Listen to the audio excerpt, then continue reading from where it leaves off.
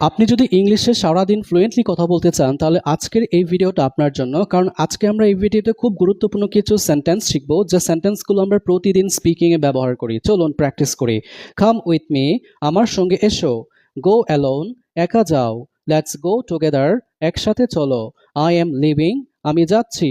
Stay here, এখানে থাকো। Wait for me, আমার জন্য অপেক্ষা করো।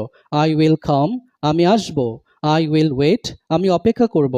আই এম কামিং, আমি আসছি। ইটস আর্জেন্ট, এটা জরুরি। থিঙ্ক অ্যাবাউট ইট, এটা নিয়ে ভাবো। গুড আইডিয়া, ভালো ধারণা।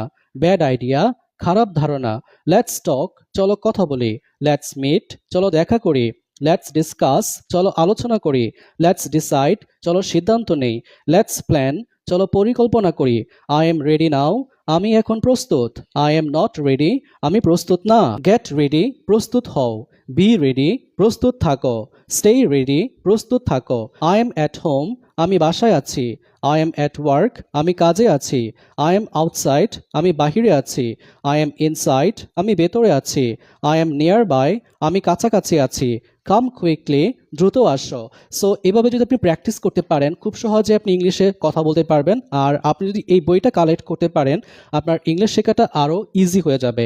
বইটি নেওয়ার জন্য হোয়াটসঅ্যাপে নক করলে হবে, ডিটেলসটা পাঠিয়ে দিব।